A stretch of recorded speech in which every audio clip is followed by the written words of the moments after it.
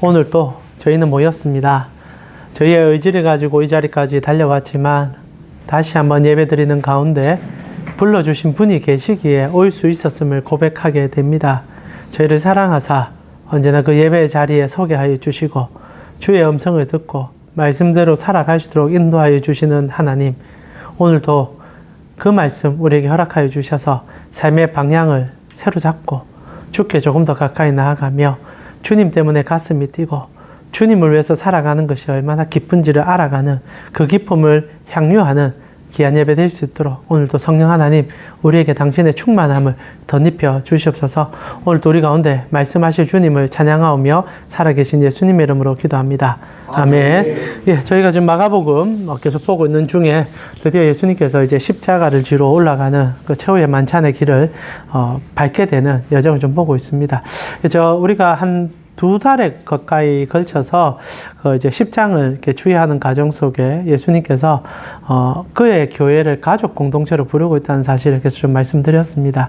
그래서 처음에 이혼 얘기가 나왔었고요. 주님께서 단언코자 말씀하셨죠. 나는 절대 너희를 버리지 않는다. 너희가 나를 버릴지라도 나는 너희를 버리지 않는다. 그러면서 우리에게 요구하시죠. 어린아이처럼 되어라. 어린아이처럼 되는 거지 어린아이가 돼서는 안 되거든요. 교인들이 어린아이가 되는 경우가 많아요. 칭얼거리고 투정거리고 내 욕망만 앞세우는 그런 경우들. 그러나 어린아이처럼 된다는 것은 전적 수용성이죠. 부모님이 계시지 않으면 우리 존재가 없습니다라고 말하는 그 가치. 주님께서 우리에게 내가 너희의 친구가 되어주고 나를 통하여 내 아버지를 너희 가운데 참 아버지로 허락할 것이니 너희가 나와 함께 가자라고 말할 때 하나님의 뜻에 순종하는 것, 그것이 온전한 주님의 교회고 성도의 자세라는 것을 말씀드렸습니다. 그러나 그 주님과 가족됨을 깨는 한 얘기가 등장하죠. 부자 청년의 이야기였습니다. 부자 청년이 찾아와서 이제 바람을 피려고 하는 거죠. 본인이 생각하는 세상의 가치가 하나님과 저울질되어지고 그리고 본인이 그 가치를 주관하면서 오히려 자신의 가치를 더 높이다 결국 떠날 수밖에 없는 얘기. 그런 과정 속에 주님께서 마음 아파할 때 베드로가 헛소리를 합니다. 주님, 우리도 다 버렸지 않습니까? 주님은 그 얘기를 듣고 싶지 않았는데 베드로의 입을 통하여 부자 청년과 똑같은 얘기가 반복될 때 마음 아파하셨습니다. 그리고 이제 제자들에게 내가 가는 길이 그런 길이 아니다라는 것을 명확하게 설명해 주셨죠. 그리고 이제 이 이야기가 시작됩니다. 주님께서 이제 제자들과 함께 십자가를 지러 올라가는 과정 속에 베드로의 헛된 소리도 주님께서 마음 아파하셨지만 또 사랑한다고 말했던 그 제자들 가운데 수석 제자들 무리가 계속 예수님의 방향성을 오해하여 잘못된 질문을 합니다. 베드로도 실수했지만 오늘 본문은 야고보와 요한이 용기를 내듯이 주님께 질문을 하죠. 35절입니다. 세베대의 아들 야고보와 요한이 주께 나와 여짜오되 선생님이여 무엇이든지 우리가 구하는 바를 우리에게 하여 주시기를 원합니다. 우리 이렇게 고생했으니까 이제 우리 원하는 거 하나만 좀 들어주시면 안 됩니까? 이게 어린아이 아닙니까? 어린아이처럼 돼야 되는데 어린아이입니다. 우리가 이만큼 노력했으니까 요거 당연히 받아야지요. 마치 뭔가 맡겨놓은 것처럼 얘기를 하는 거죠. 근데 참 감사하게 주님께서 언제나 어린아이 같은 어린아이 같은 우리의 이야기를 들으실 때 화를 내기보다는 먼저 수용하십니다. 36절에 이르시되 너희에게 무엇을 하여 주기를 원하느냐? 뭐 해줄까? 얘기합니다. 제자들 얼마나 가슴이 떨렸을까요? 저는 이 구절에서 솔로몬이 생각이 납니다. 솔로몬이 성전을 짓기 전에 1000번제를 드렸지 않습니까? 사람들이 착각을 하는데 1000번을 이렇게 매일매일 드렸다는 게 아니라 많이 드렸다는 의미예요. 한 번에 제사를 여러 번 드렸다는 의미가 되는데 그리고 나서 이제 꿈에 하나님이 나타나시잖아요. 그리고 하나님 묻습니다. 내가 뭐 해줄까? 야, 내 너무 가슴이 뛴다. 너의 사랑이 너무 와닿는다. 근데 제가 최근에 저희 이제 우리 교회 식구들과 함께 저녁에 그 열왕기서를 묵상하고 있는데 이 솔로몬서 보면 재밌어요. 솔로몬 이야기를 보면 하나님께서 질문하는데 이 열왕기서 저자는요 단서를 앞과 뒤에 딱 다는 게 있습니다. 이거 꿈이더라. 참 묘해요. 분명히 하나님이 질문을 하잖아요. 계시적 차원에서 묻는단 말입니다. 근데 이 저자는요, 처음에도 솔로몬의 꿈에, 그리고 끝날 때도 그가 깨어보니 꿈이었더라. 이렇게 되어 있습니다. 그러니까 이게 참 묘해요. 근데 이것까지 우리가 해석할 건 아니고, 그렇게 솔로몬이 이제 꿈에 하나님을 만났을 때, 하나님이 질문하니까 솔로몬이 뭐라고 얘기합니까? 은금을 구하지 않고 지혜를 구하잖아요. 그 지혜도 백성들을 재판할 지혜를 주십시오. 그러니까 주님께서 너무 기뻐하면서 마치 여러분 잘 알듯이 황금 이제 은도끼 금도끼처럼 다 줄게 이래가지고 솔로몬이 다 받아가지고 나라를 엉망진창 만들어 버립니다. 그게 이제 열왕기서의 핵심이기도 한데, 자 중요한 것은 이제 비슷한 얘기예요. 이 제자들이 주님께 묻습니다. 주님 하나만 좀 들어주면 안 됩니까? 주님께서 물어요. 뭐 해줄까? 그때 이제 37절에 솔로몬 같은 얘기가 나오지 않습니다. 오히려 노골적인, 어떻게 보면 굉장히 진취적이라고 표현해야 될까요? 제자들의 고백이 터져 나옵니다. 37절이죠. 우리 같이 한번 읽어보았으면 좋겠습니다. 37절입니다. 여짜오되 주의 영광 중에서 우리를 하나는 주의 우편에 하나는 주의 주옵소서. 자, 우리를 주님의 영광 가운데 좌편과 우편의 자리를 좀 주세요. 좌의정 우의정 자리를 우리에게 주셨으면 좋겠습니다 라고 얘기합니다. 어떻게 보면 노력했으니까 당연히 얻고 싶은 마음이 왜 없겠습니까? 그리고 일찍 일어나는 새가 모이를 더 많이 먹듯이 누구라도 먼저 자기의 잘함을 드러내서 그 자리를 차지하는 것은 세상으로 볼 때는 매우 지혜로운 행동처럼 보일 수도 있습니다. 물론 유교적인 입장에서는 이 도발적인 행동이죠. 어떻게 스승한테 가만히 있으면 다 줄 건데 나서서 달라고 할 수 있느냐. 그러나 그런 것을 떠나서 이 젊은 두 제자는 자신들이 했던 것에 대하여 당연히 보상 심리를 떠나서 주님과 함께 얻고 싶고 누리고 싶은 마음이 들었다는 것, 그것을 조금 더 솔직하게 표현했다는 것을 오늘 성경이 제시하는 바입니다. 그리고 제자들이 화를 내죠. 나머지 제자들도 오늘 본문에 보니까 화를 많이 냅니다. 근데 참 재밌어요. 제자들이 화를 내는 것은 이 나머지 두 제자가 돌발적으로 굉장히 무례하게 구려서가 아니라 내가 하고 싶은 것을 그들이 했기 때문에 화를 냅니다. 나도 그렇게 말하고 싶은데 네가 먼저 말했네 라는 관점에서 화를 내기 시작하죠. 그리고 이제 분란이 일어나기 시작한다는 겁니다. 그리고 예수님께서 마음 아파하면서 제자들에게 묻죠. 너희가 내가 마시는 잔이나 내가 마시는 세례 받을 수 있겠느냐? 그때 야고보가 얘기합니다. 당연하죠. 받을 수 있습니다. 지금까지도 힘들었지만 더한 고통도 받을 수 있습니다. 왜? 이제 앞으로 좌의정 우의정 될 수 있으니까. 근데 여기에 참 오묘하지만은 이 단어구사 속에 주님이 생각하는 가치와 제자들이 추구하는 가치가 충돌이 일어나고 있다는 사실은 본문을 읽을 때 능히 느껴지리라 생각합니다. 그리고 저는 제자들의 인식과 그 예수님이 말하는 인식의 차이가 왜 일어나느냐, 이 영광이라는 단어의 인식 차이라고 생각됩니다. 여러분, 영광이 뭡니까? 우리 교회 다닐 때 영광이라는 표현 많이 쓰잖아요. 특히 성도들 주님께 영광 올려드립니다. 특히 이제 연말 지금 이제 시상식 막 하는데 요즘은 하도 저희 교회가 실수를 많이 해서 이제 그 공식 석상에서 영광 돌린다는 말을 거의 못 합니다. 하면 정말 극단적으로 이렇게 손가락질 맞다 보니까 말은 하고 싶어도 잘 못했지만 몇 해 전만 하더라도 분위기 좋을 때는 믿음의 우리 이제 자녀들 가운데 연예인이라든지 스포츠 선수들 우승한다든지 트로피를 타면은 주님께 영광 올려드립니다. 이런 얘기 한단 말입니다. 자, 그때 그 영광이라는 게 뭡니까? 오늘 본문의 우리 핵심은 이 영광을 제대로 해석해야 주님의 마음을 이해할 수 있어요. 지금 제자들은 이 영광을 오해하니까 계속 잘못된 말을 하고 평행선을 끊기 시작했다는 겁니다. 자, 영광. 먼저 우리가 헬라어를 조금 볼 필요가 있습니다. 영광이라고 할 때 헬라에서는 독사라는 단어를 씁니다. 여러분 혹시 들어보셨습니까? 독사. 이 단어는 의견, 명성, 영예를 나타냅니다. 그러니까 우리가 일반적으로 쓰는 영광과 거의 흡사한 의미죠. 이름이 높아진다는 의미예요. 그래서 영예를 얻는다. 그리고 명성을 얻었다.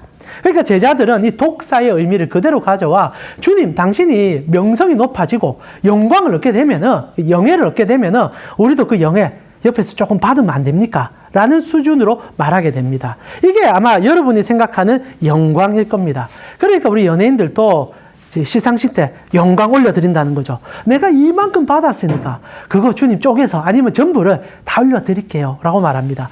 근데 이게 성경에서 말하는 영광과는 너무 따로 떨어져 있는 얘기입니다. 성경에서 말하는 영광은 그런 식으로 영예를 높이고 우리가 뭔가 명성, 이름이 높아지는 것을 얘기하지 않습니다. 여러분, 단순한 이야기를 해봅시다. 하나님이 영광 받으시는 게 맞을까요? 여러분, 하나님이 우리를 통하여 영광 받을 수가 있을까요? 자, 여기서 우리는 신학적인 고민을 합니다. 하나님은 어떤 분이십니까? 조물주고 창조주십니다. 그분은 존재 그 자체십니다. 근데 그분에게 영광을 덧입히고 영광을 덜 할 수 있을까요? 성경은 그것이 불가능하다고 말합니다. 왜냐하면 그분 존재 자체가 영광이기 때문입니다. 그래서 우리가 말로는 그렇게 할 수 있습니다. 내가 열심히 살아서 내가 어떤 성공을 이루어서 주님 당신의 이름이 이만큼 높여졌잖아요 라고 얘기할 수 있지만은 엄밀히 따지면 성경 안에서는 그것은 말이 안 된다. 모순이라고 얘기해요. 왜냐하면 하나님은 처음부터 모든 영광의 근원이기 때문이죠. 우리가 못 산다고 그분의 영광이 흠집나는 것도 아니고 우리가 잘 살았다고 그분의 영광이 더해지지도 않습니다. 다만 주님께서는 우리를 너무 사랑하셔서 우리를 부르시는 것뿐입니다. 그래서 우리에게 영광이라는 것은 또 다른 가치로 전달되는 거죠. 자, 그래서 헬라에 있던 이 헬라 문화권에 있을 때 이들에게 아마 인식의 전환이 일어나면서 영광이라는 그 구약에 일어났던 아름다운 가치가 마치 이름값, 얻은 가치로 인식되었는데 히브리어에서는 이 영광의 개념이 좀 달랐습니다. 히브리어에서 이 영광이라는 단어는 카보드란 단어를 씁니다. 의미 자체가 좀 달라요. 비슷한 것 같은데 완전 다릅니다. 이 카보드라는 단어는 무게를 나타냅니다.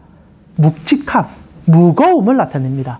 자, 독사라는 것은 명성, 이름을 높인다는 의미가 된다며 영예 이런 것이라며 카보드라고 말할 수 있는 히브리어의 영광은 무거움, 그 존재 자체의 경이로움, 이런 것을 영광이라고 말합니다. 그러니까 히브리인들은 처음에 주님께 부름받았을 때 영광을 고백할 때는 주님의 존재 그 자체를 경탄함으로 고백하는 겁니다.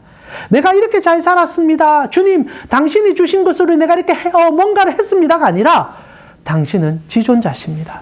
당신은 하나님이십니다. 라고 말할 때 영광이란 단어를 썼다는 거죠. 자, 이렇게 볼 때 예수님께서 이제 이 제자들의 영광의 오해점을 잡고 싶어 하셨습니다.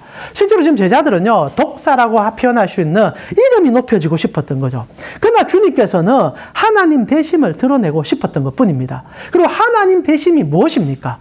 성경 안에서 하나님의 되심은 사랑 그 자체로만 묘사되어집니다.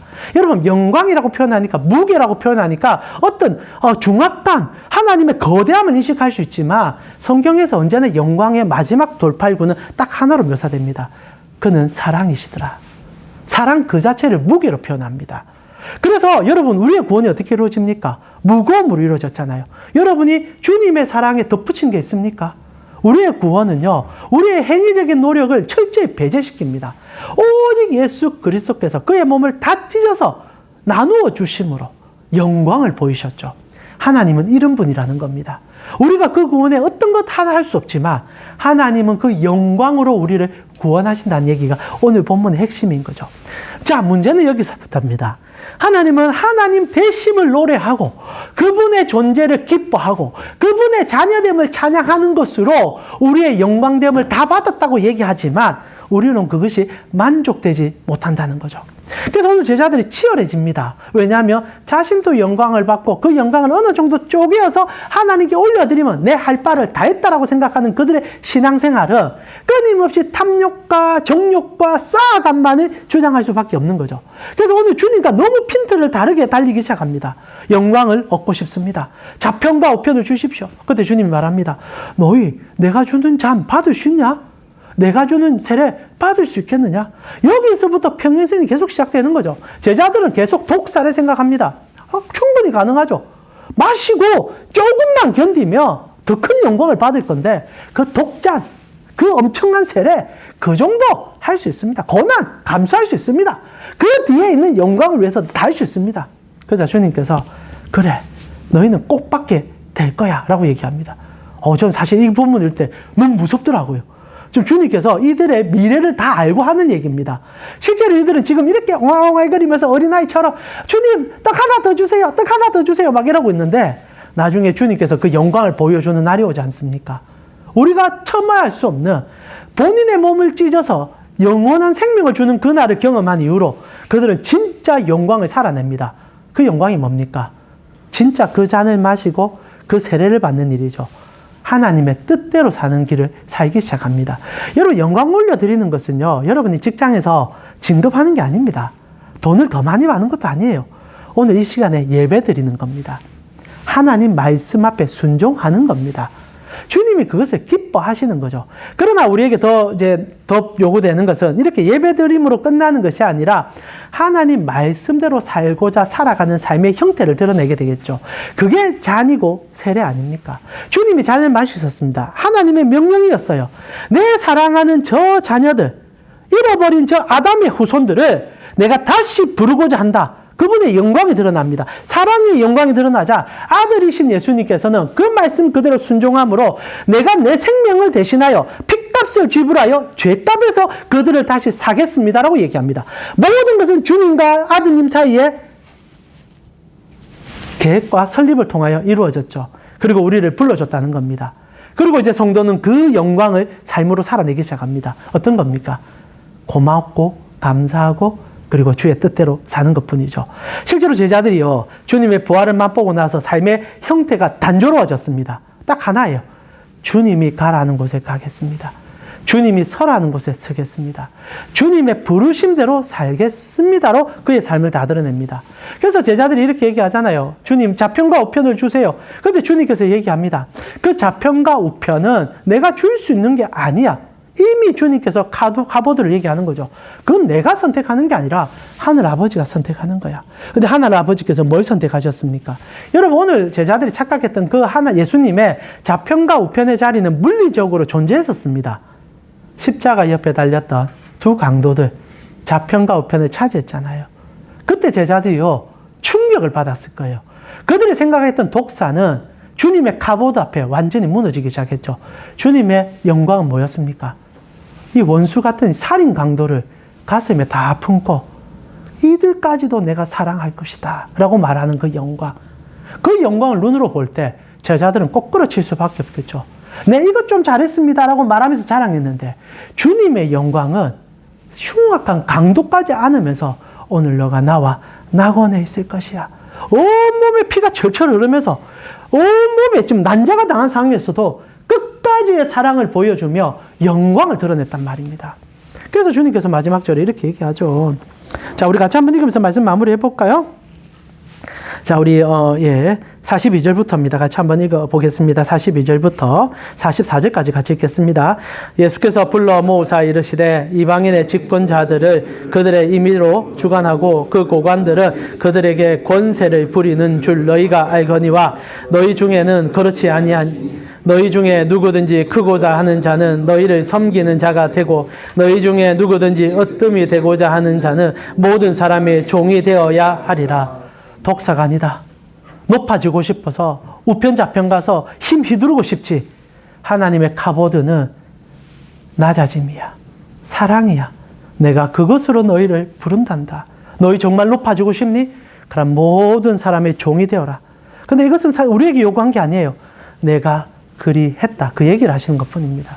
이것이 영광이에요. 여러분, 우리가 주님의 영광 올려드리는 삶을 살았으면 좋겠습니다.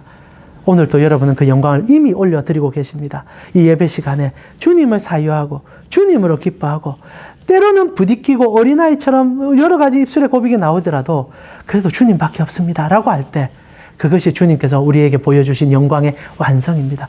이 세상에 수천 명의 수억 명의 사람이 살아도 이 카보드를 말할 수 있는 사람은 여러분밖에 없음을 기억할 때 그 영광의 기뻐함으로 찬양함으로 주께 더 가까이 가는 여러분 되셨으면 좋겠습니다. 자, 우리 같이 한번 기도했으면 좋겠네요. 우리가 너무 많은 착각을 하는 것 같습니다. 삶의 성공을 통하여 때로는 보여줌을 통하여 내 존재가 높아지며 하나님도 등도로 높아진다? 여러분, 그 생각을 벗어버린다는 게 얼마나 어렵지만은 얼마나 귀한 가치인 줄 아십니까? 그 생각이 조금이라도 내려지어지면요, 내하고 같이 일하는 동력자들, 우리 동료들이 사람으로 보입니다. 하나님의 카보드가 임하면요, 인간 냄새 나고 사랑이 샘솟아요. 근데 독사라고 말할 수 있는 명예를 쫓으려면 잔인해집니다. 오르려고 해요. 제자들 그랬잖아요. 그래서 주님이 우리가 못하니 그 몸을 찢어준 겁니다. 자, 영광을 누리십시오. 이 시간 우리 사무실로 돌아갈 때 그 영광의 기쁨을 누리심으로 옆에 사랑하는 지체들 바라보면서 그 영광의 통로가 되는 내가 되게 하여 주시옵소서. 우리 같이 한번 기도하면서 주께 나아가겠습니다. 같이 한번 기도드리겠습니다.